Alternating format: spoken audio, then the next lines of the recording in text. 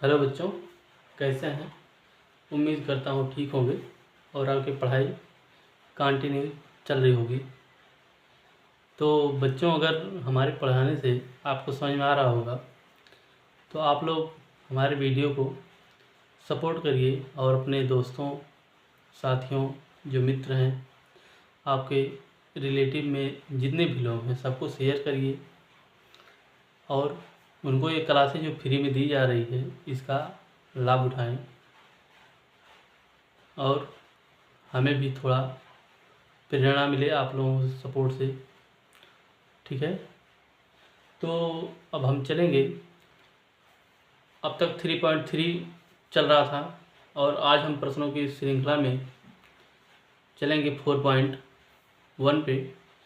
तो चलिए देखिए क्या है प्रश्न।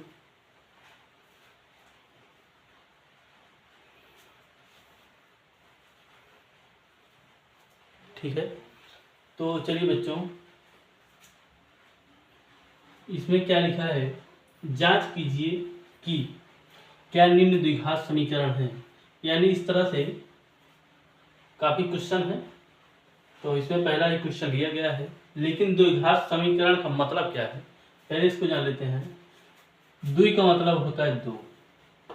बहुत छोटी चीज़ें हैं, मैंने ऐसे बता दिया। द्वि मतलब दो। घात मतलब होता है, घात का मतलब होता है जो किसी चर के ऊपर लगा होता है।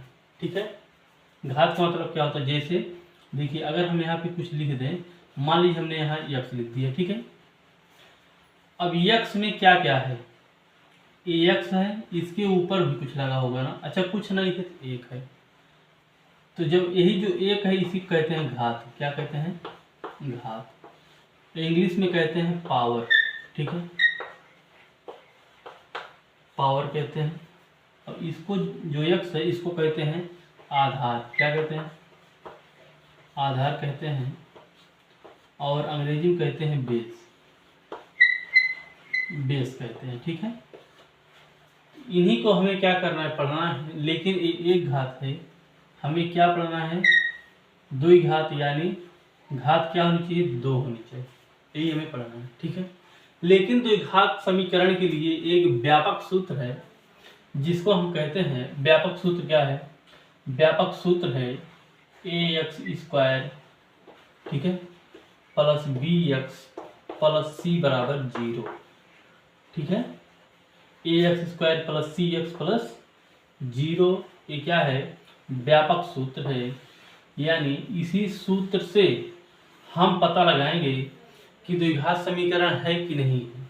यानी कोई भी समीकरण होगा, अगर x की पावर 2 रहेगा तो उसे हम कहेंगे द्विघात समीकरण। अगर x की पावर 2 नहीं रहेगा उसे द्विघात समीकरण नहीं कहेंगे।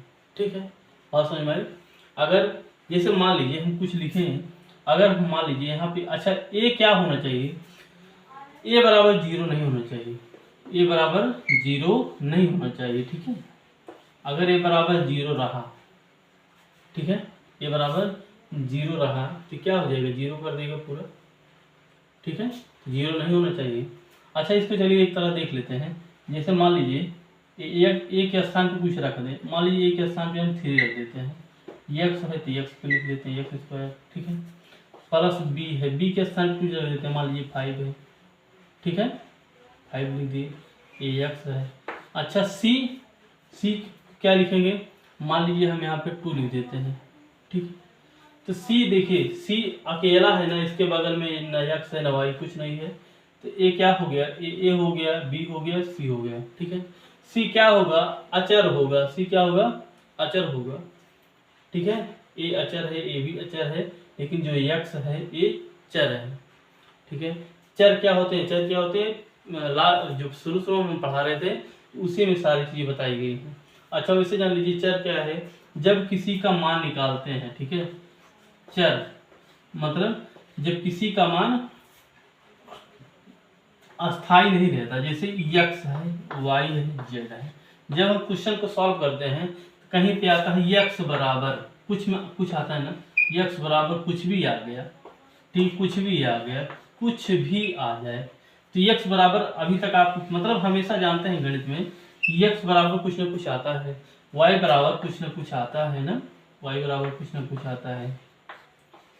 तो ये सब क्या हो जाएंगे, ये सब क्या है, चर है, यानी चलने वाली, ये क्या है, चलने वाली राशियां हैं, यानी चलती रहती हैं, इनका मान अस्थाई नहीं रहता है।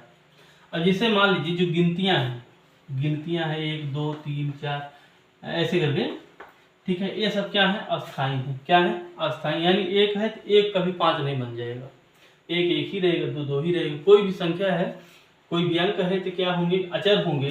लेकिन जो x y z है ये क्या है, चर है, ठीक है, और ये क्या है, अचर है, ठीक है। ये चर राशियां हो जाती हैं, ये अचर राशियां हो जाती हैं, ठीक है। इस तरह से चर और अचर को जाने हैं। अब चलते हैं, हम इसको चेक करेंगे कि क्या जांचना है, क्या ये द्विघात समीकरण है कि नहीं, ठीक है। तो इसी को सॉल्व करेंगे। चलिए अब इतना आप लोग चाहे तो लिख लें, नहीं तो हम इसको मिटाएंगे।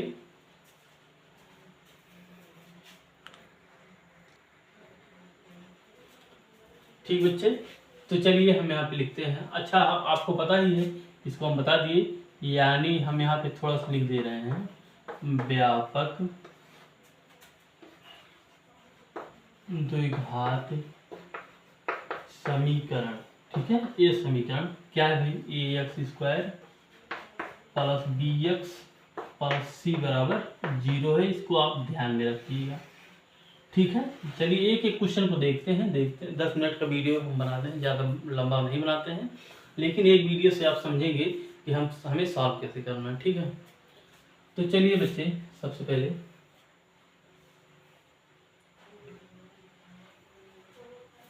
तो चलिए देखिए यहाँ पे क्या लिखते हैं, हल लिखते हैं। क्या लिखते हैं, हल लिखते हैं और उससे सॉल्व करेंगे। चलिए इसको पहले लिखते हैं, x + 1 का होल स्क्वायर बराबर में क्या है, बराबर में है 2x - 3, ठीक है। तो अब इसका जो है x + 1 का होल स्क्वायर है, अगर हम इसको a मान लें और इसको b मान लें और इसका स्क्वायर कर दें, तो आप एक कक्षा 7 का सवाल हो जाएगा। किसका हो जाएगा, कक्षा 7 का, क्लास 7 का। अच्छा क्लास 7 में क्या पढ़ते हैं, a + b का होल स्क्वायर क्या होता है भाई, a² + b² + 2ab ना, यही होता है कि नहीं, ठीक है। इतना जानते हैं कि नहीं, इतना होता है ना, तो यही वाला सूत्र अब यहाँ लगा देंगे,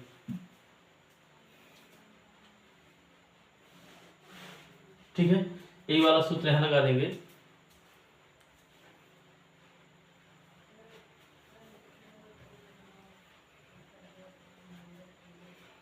तो ये वाला सूत्र लगा देंगे, कैसे हो जाएगा। अच्छा इसका अगर करें, a के स्थान पे क्या है, यहाँ a के स्थान पे क्या है, x है, तो a का स्क्वायर हुआ है तो यानी x का स्क्वायर हो जाएगा, प्लस b के स्थान पे क्या है, 1 है, और यहाँ बराबर b का स्क्वायर हुआ है तो यानी 1 का स्क्वायर हो जाएगा, ठीक है। फिर क्या है, प्लस है तो प्लस लगा दीजिए, वाला प्लस प्लस यहाँ लगा दीजिए, 2 है तो 2 आप भी लगा दीजिए, a b है, a के स्थान पे x है तो x लगा दीजिए, b के स्थान पे 1 है तो 1 लगा दीजिए, ठीक है, ऐसे बराबर।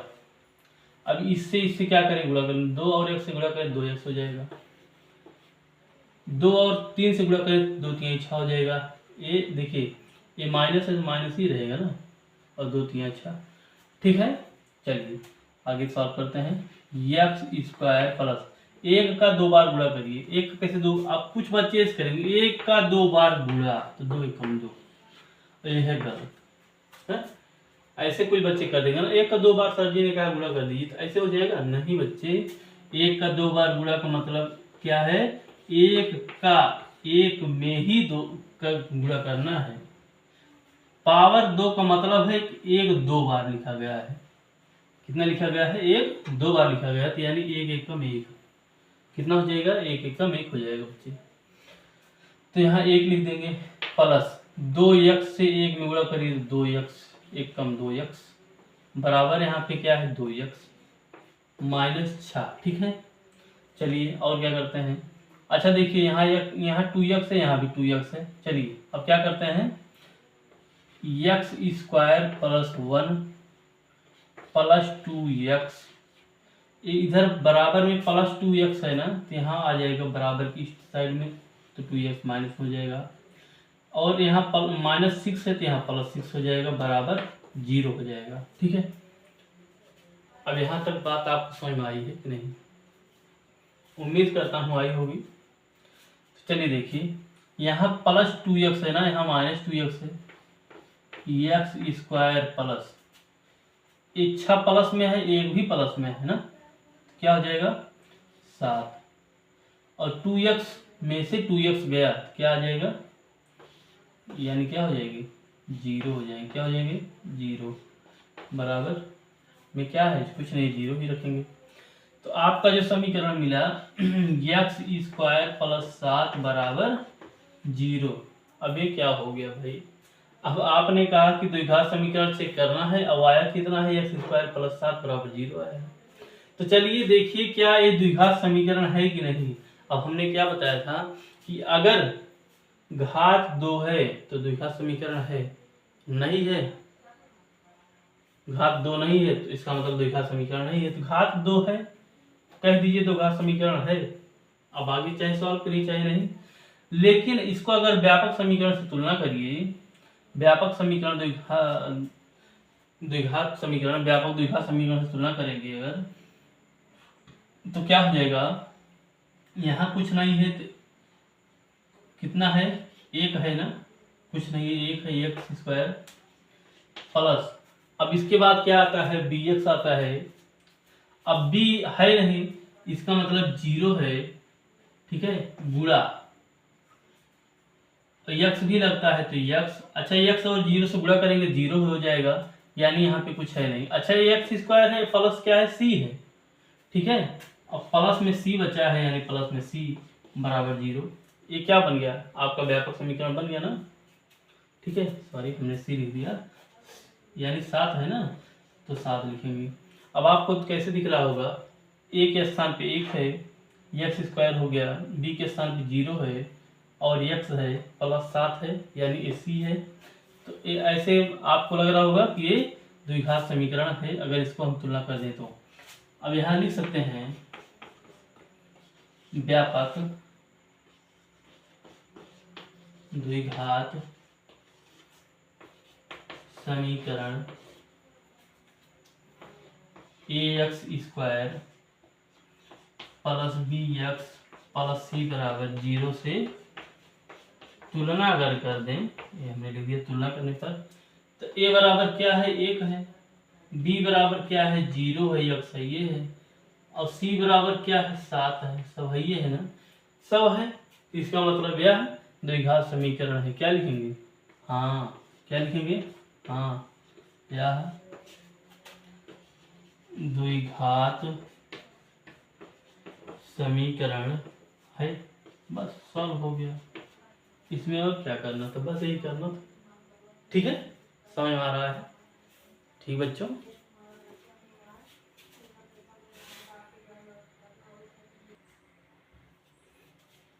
तो अब चलिए मित्रों देखते हैं अब प्रश्न नंबर दूसरे को, इसको चलिए चेक करते हैं द्विघात समीकरण है कि नहीं।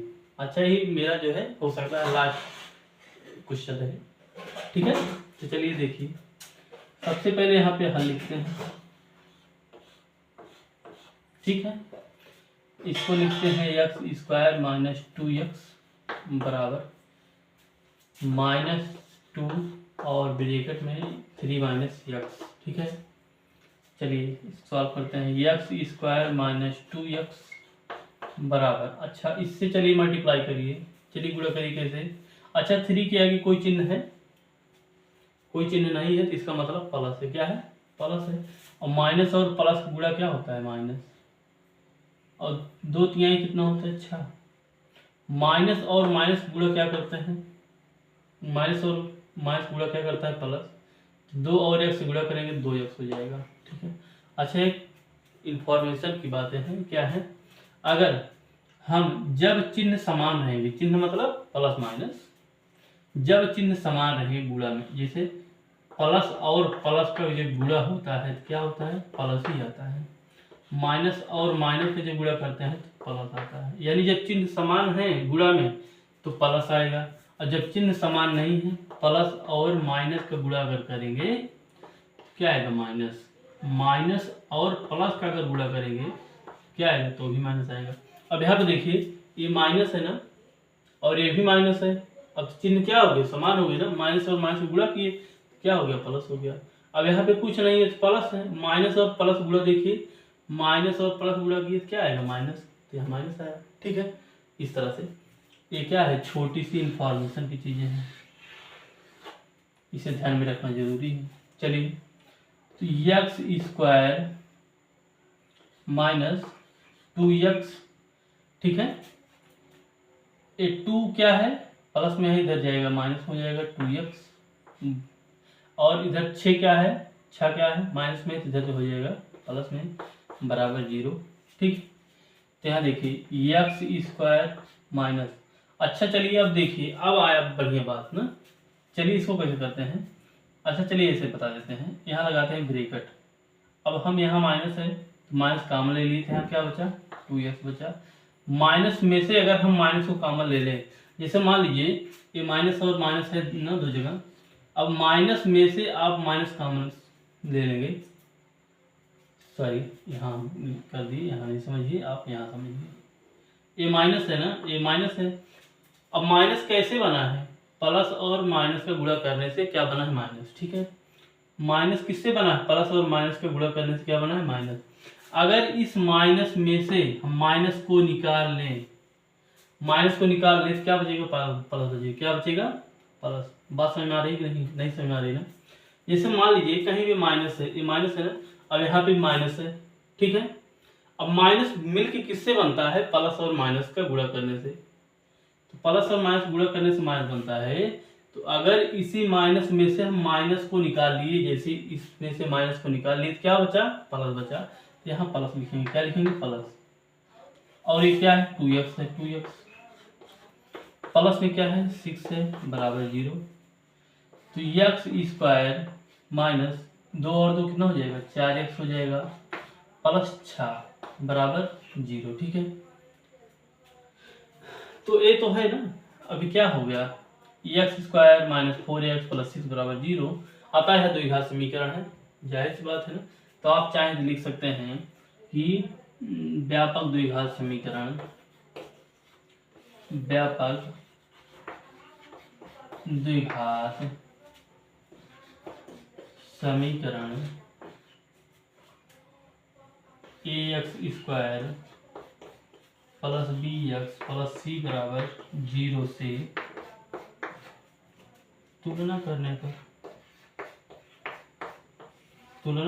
ठीक है, तुलना करने पर आगे हो गया, तुलना करने पर, ठीक है। तो क्या हो जाएगा, a के स्थान पे क्या है, कुछ नहीं, यहाँ बगल में है ना 1 है, a बराबर क्या है, 1 है। अच्छा b के स्थान पे यहाँ पे क्या है, 4 है, तो b बराबर क्या हो जाएगा, अच्छा इसके पहले माइनस है तो माइनस 4 हो जाएगा। c बराबर क्या है, c बराबर 6 है, तो c बराबर 6 हो जाएगा। ठीक है, सब कुछ है, तो a यहाँ पे ax स्क्वायर b, ठीक है, स्क्वायर है तो इसका मतलब है, सीधी सीधी बात जानिए, अतः यह द्विघात समीकरण है। ठीक है, क्या लिख देंगे, अतः यह द्विघात समीकरण है, सीधी सीधी बात। ठीक है, इतना लिख सकते हैं। तो बच्चों बस आज के लिए बस इतना ही। तो पहला और दूसरा हमने सॉल्व किया है, अब उम्मीद करता हूँ आप लोग सारा सॉल्व करेंगे। तो हम पूरा सॉल्व नहीं करेंगे, देखता हूँ एक आध क्वेश्चन जो कठिन होंगे, नहीं तो अब हम सीधे चलेंगे दूसरे वाले प्रश्नों पे। ठीक है, तो आज के लिए बस इतना ही बच्चों, धन्यवाद।